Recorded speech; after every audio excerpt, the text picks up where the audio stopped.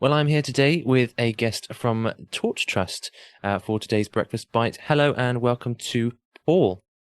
Hello, Nathan. Good to see you. Yeah, we have met in person at Torch. Is it Torch HQ? Yeah, it's On Torch headquarters. Yes, people call it that, but Torch House Yeah, which is is really where it cool. actually is. It's Torch House on Torch Road, isn't it? Torch Way. Torch Way. Yes, yes. So we're Torch Trust for the Blind on Torch Way in Torch House. Yeah, we couldn't get them to rename Market Harbour to Torch it, but Ah, that's a disappointment, but never yeah, mind. It's very easy to find you, isn't it? Torch House on Torch Way, Torch yes, Trust, which is fantastic. You are, if I'm not mistaken, you are the production team leader at Torch that's Trust. Do you want to tell correct. us a little bit about what you do? Yeah, absolutely. So I make everything that we do, really. So we do Bibles, of course. So talk about Bibles first. We do them in large print, we do them in audio, and we do them in Braille. So I'm in charge of getting them all made when they come through. We do a whole host of different Christian literature, from Bible reading notes to books. So we have a free lending library, which is Braille, large print, and audio as well. And yeah, so we probably make in the region. I mean, this month I'm doing a lot more. We have our quarterly magazine going out, so I'll be doing around 1,000 things that will get made. Well, no, sorry, about 2,000 things. I have 1,000 audio that go out. So yeah, and then in the large print and the Braille as well, we have roughly about another 1,000. Yeah. Wow. So, yeah, so we make quite a lot. Excellent. Yeah. And I presume you enjoy making all that stuff to help those who are blind or partially sighted to be able to access all this amazing material, including the Bible. Yeah, absolutely, and that's the whole point of doing it. Is we want people with visual impairment, people that are blind, people that are losing their sight, people that have whatever sight problem. Really, we want them to be able to access everything that everybody else can access.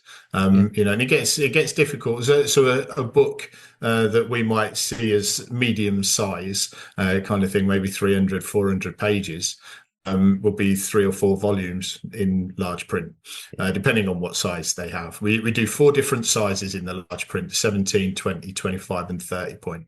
30 point, of course, can get quite a lot of volumes, and the Braille as well, 2 or 3 volumes for the majority of books. We have some that go up to 13 volumes. Wow. So yeah, and when we start talking about the Bible's 43 volumes in Braille, and in 30 points, I think it's 56 or 57 volumes for large print. So Yeah. yeah, it's a lot of space. It is, but it's worth it to make sure that Yes, everyone can access this because it's good stuff. it's Well, important. Yeah. yeah, really great to see you again. We saw him obviously met in person at Torch headquarters recently. I think I remember it was cold, so I guess it would have been Yeah. possibly sometime last year. But it's good to Yeah. see you again. What have you prepared for us for today's breakfast bite then? So I'm bringing a thought, really, because breakfast bites. I'm thinking of the morning. I used to commute. My commute now is only 10 minutes, 15 minutes, and it's really nice. It's down country lanes, no traffic, so it's lovely. But I used to travel the other side of past Northampton. I live one side of it, and my work was the other side, and it was a nightmare. The roads are atrocious, and the driver's not much better. And I want to share a thought this morning. It's something my daughter flagged up to me, and I'll explain a little bit more about that as we go through. But I've sort of titled this "Pray Before You Shout." I grew up in Birmingham, in Edgbaston, on the edge of the posh bit in Birmingham. I was lovely place to grow up. I mean, it was all the problems with the city and whatever, but I thoroughly enjoyed growing up there, and I learnt to drive there as well. Driving in Birmingham, if you're a country person or whatever, or not used to big cities, can be quite challenging sometimes. It's all a bit fast. People don't like you waiting. If you're polite to somebody, you're polite to everybody because everybody will take advantage of that. And I blame that for my aggressive driving that I have developed over the years. I'm not patient when I'm driving. I'm getting in every spot that I can find. I'm overtaken when I can overtake. Very aggressive. It's not great all the time. I'm not patient at all. when I'm in my car. I can be listening to worship music and music, singing along to the best worship song ever, and somebody will slow down in front of me, and I change the words to the song.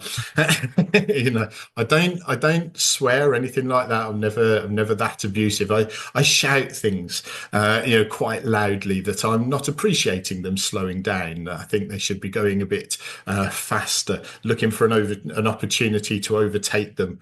My hands get thrown up in the air at a junction when somebody hasn't pulled out as quick as they should, and then I start shouting things like, "What are you waiting for? A written invitation?"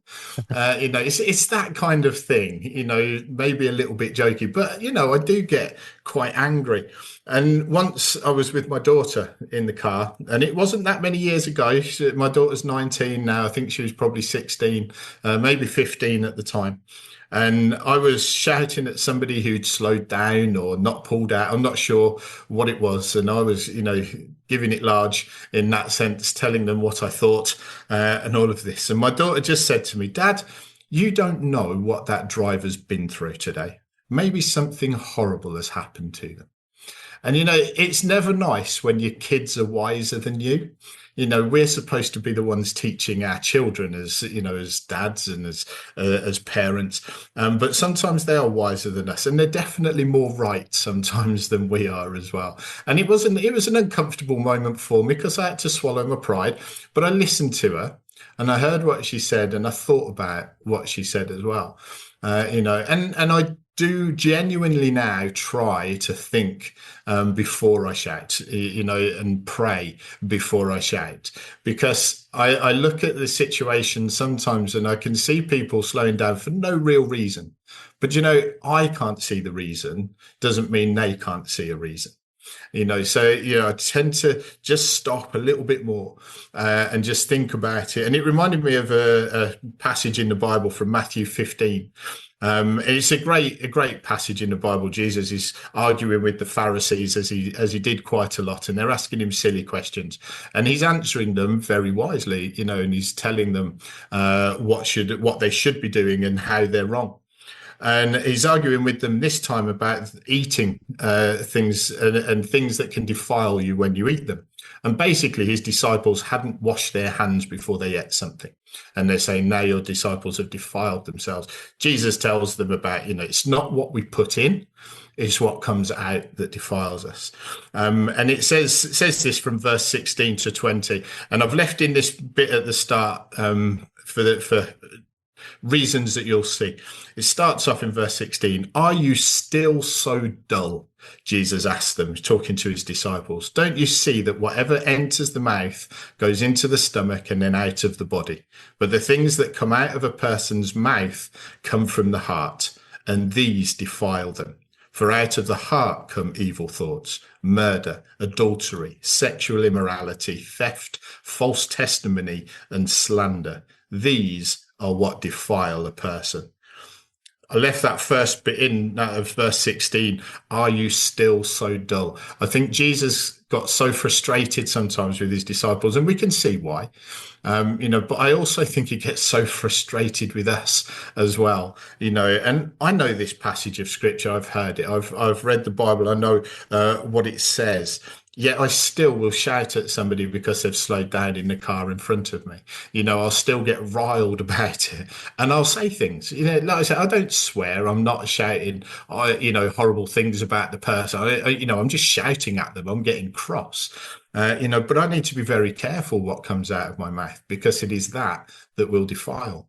And it's not what's going in, it's what's coming out. And Jesus has been talking very clearly about what goes in doesn't defile us. It's the words that we say that do. And then his disciples ask him again what it means. And it's at that point Jesus says, "Why are you still so dull?"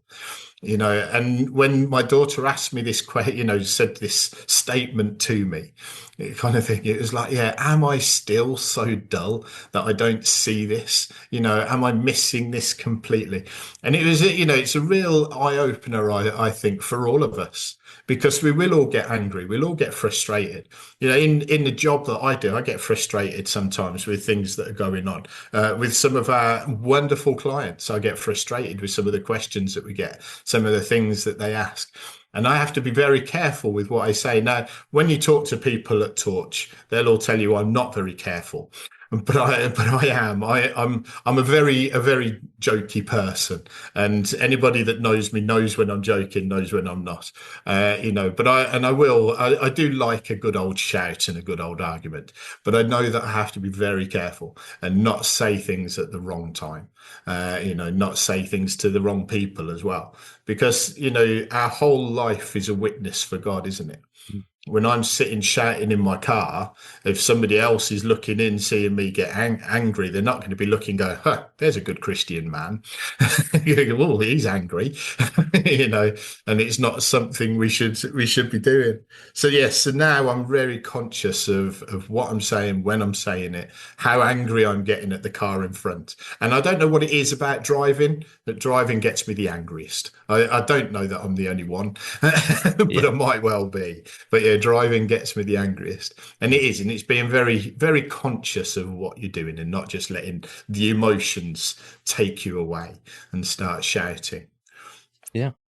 Well, that's a great thought for each one of us. I mean, like you say, it's not what goes in, it's not what we hear. I mean, you think that God's going to judge us for. It's not what goes in, it's what we say in response, isn't it? Yes. Yeah, very much so, very much so. And it's amazing how quickly we will answer somebody back. And when I was younger, as a child, I'd very much jump before I thought, and many times hurt myself. There was a tree at the back of our garden. I'd climb it literally every day if I had the chance. I couldn't get down it, but I could always get up it, and my dad would be out carrying me down the tree because I couldn't get down. But I still did it. It's like, Yeah. Well, we are slow learners sometimes as humans, and Yes. God is incredibly patient with us because yes, thank him for his grace, I tell you. yeah. I mean, if he was as patient with us as we are with others, we'd be in a real mess.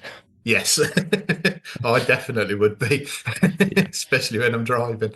Yeah. Well, each one of us is going to have those I suppose we call them pet peeves sometimes, but there's those things that really will trigger us, and we've got to be very careful, haven't we? Because, like Jesus says, it's what we say in response to those situations that really determines what really defiles us. So, thank you so much, Paul, for this great thought for us. It's a wonderful one to chew over as we go about our day, and maybe stop to think carefully before you speak. God did give us 2 ears and only 1 mouth, after all. I've heard that many times. So have I, but it's so true. Thank you so much, Paul. It's been a pleasure. Yeah, absolute pleasure as well. Thank you very much for inviting me. Pure Media, the magazine, is hand-perfected with some of the finest writers from around the world that we could find, and yes, Andy B too.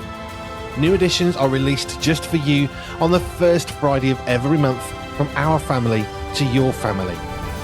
Pure Media, the magazine, is available now. Sign up for free at puremediafamily.com/magazine.